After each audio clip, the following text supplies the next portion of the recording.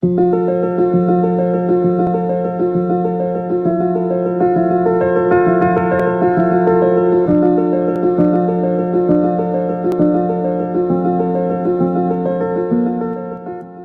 코로나 시대를 넘어 이제 위드 코로나 시대가 되었다고들 합니다. 이 시대에서 가장 관심을 받는 곳은 다름 아닌 바로 가정이죠. 일상에서 가장 많은 시간을 머무는 곳이 예전에는 학교나 일터였는데 이제는 가정으로 바뀌었습니다. 그러다 보니 이런 변화 속에서 크고 작은 어려움이 자주 드러나는 곳도 마찬가지로 가정이 되었습니다. 남편의 고민이 있고 아내의 관심이 있고 자녀들의 마음이 있는데 이것들이 줄지어 정렬되어 있지 않고 모두 다른 곳을 향하고 있는 것을 발견하고 있습니다. 가족이라서 그래도 괜찮을 줄 알았는데 함께 시간을 보낼수록 이 사람들이 내가 알던 사람들이 아닌 것 같은 느낌이 더해가고 있지는 않습니까? 처음엔 이해하려고 하고 노력을 해봤지만 이해가 안 되니까 오해가 되고 오해가 넘쳐서 가정이 와해가 되어 갑니다. 점점 마음이 지치고요. 화가 나는 상황들이 생기죠. 부부 관계, 부모 자식 관계, 형제 자매 관계, 아버지의 문제, 자녀들의 문제, 불편하고 화가 나고 슬프고 외롭고 배신당하고 아프고 상처나고 희생당하고 참 갖가지 많은 어려움들이 가정 안에 생겨납니다. 저희 교회에서도 코로나 팬데믹 기간 동안 온라인 상담실을 운영하고 있는데요. 특별히 가정 문제에 대한 상담이 끊이지 않고 있습니다. 어떤 분들은 마치 사단이 이 가정을 붙잡아서 흔들고 있는 것처럼 보인다고 하시면서 큰 어려움을 호소하는 분들도 있습니다. 우리가 여기서 깨닫는 것이 있습니다.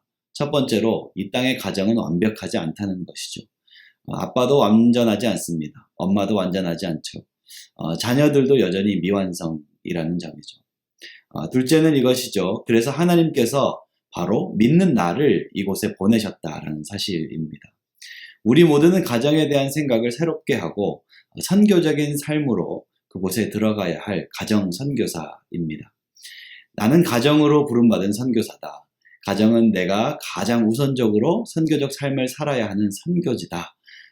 바로 이것을 주님 앞에 선포하고 내가 부름받은 이 가정이 복음 안에 회복될 수 있도록 그곳에서 인내하며 기도하고 또 지혜롭게 한 사람 한 사람에게 다가가야 하는 그런 부르심이 우리에게 있는 것입니다. 그러나 안타까운 것은 한 통계에 의하면 아무리 기독교인이라고 하더라도 12% 이상의 어머니들은 그들의 자녀들 중 한 명과 관계가 좋지 않다고 하고요. 아버지의 경우에는 이런 경우가 훨씬 높은 비율로 나타난다고 합니다. 이것이 자녀들의 신앙 인격 형성에 매우 부정적인 영향을 주고 자녀들이 자라서 기독교 신앙을 가지지 못하는 중요한 이유 중에 하나가 된다라는 것이죠.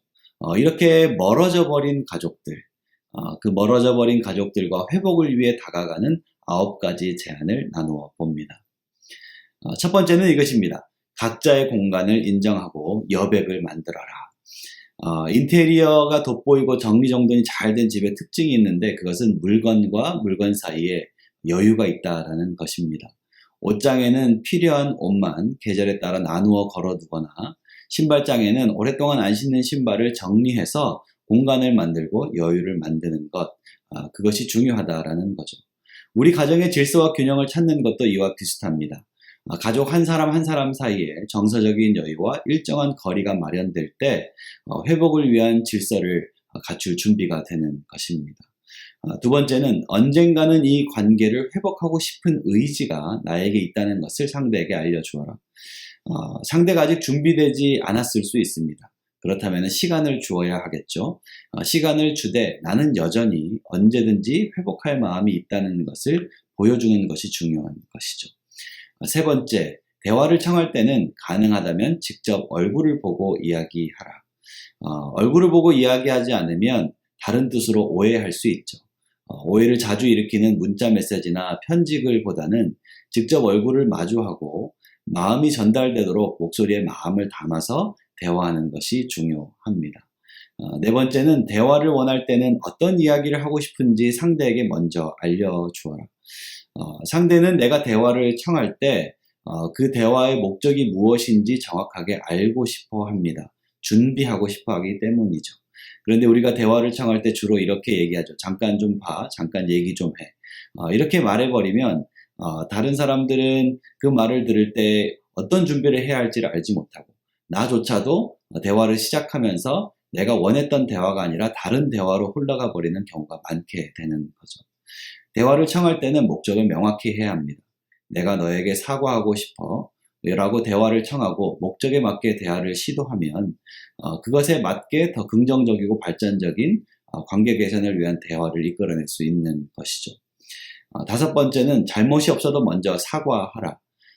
관계 개선을 목적으로 한다면 상대방의 잘못된 것을 끄집어내서 지적하는 것보다 내가 비록 잘못한 것이 없다 하더라도 내 안에 있는 미안한 마음, 안타까운 마음을 먼저 전하는 것이 훨씬 효과적이라고 합니다. 여섯 번째, 회복 후에 얼마나 행복한 모습일지 상상하라. 관계의 회복은 적당한 노력과 과정으로는 절대 이루어지지 않습니다.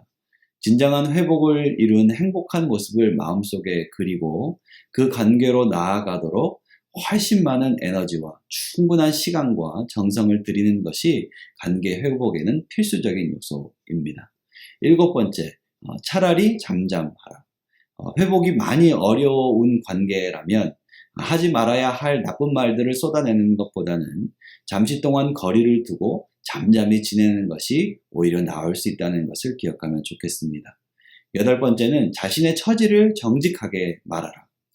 가족 안에 있는 아픔, 관계적인 어려움, 이런 것들을 사람들 앞에서 표현할 수 있어야 합니다. 구체적으로 이것이 어떻고 저쩌고를 다 말할 수는 없지만, 다 설명할 필요는 없지만, 나의 그런 상황을, 나의 처지를 정직하게 인정하는 것, 그것은 매우 중요합니다. 이것이 회복으로 나아갈 첫 번째 준비이기 때문입니다. 마지막으로 아홉 번째는 도움을 요청하라는 것입니다. 긍정적인 조언을 할 수 있는 사람을 찾아내고 믿을 수 있는 사람을 만나 도움을 찾아내야 합니다. 교회의 목회적인 돌봄이나 상담을 요청하는 것, 혹은 필요하다면 전문가의 손길을 요청하는 것, 두려워하지 마시고 도움을 요청하면 그것이 큰 도움이 될 것입니다. 선교. 선교는 우리를 통해 예수님이 드러나게 하는 것입니다. 가정도 예외가 아니죠. 가장 가까운 나의 가족과 함께 그 이룬 가정 안에서 선교적 삶을 살아내는 것이 중요합니다. 선교적인 삶이 가정에서 어려운 이유가 무엇일까요? 기도가 부족한 것이 아니라 내 의지가 기도보다 앞서는 것이 문제이고, 믿음이 없는 것이 아니라 내 자존심이 믿음보다 강한 것이 문제가 될 것입니다. 매일 가장 많은 시간을 보내는 가정, 평생 함께 보고 살아가야 할 그 가족들, 바로 그들에게 여러분을 통해 날마다 예수님의 향기가 드러나는 귀한 은혜가 있게 되기를 간절히 기도합니다.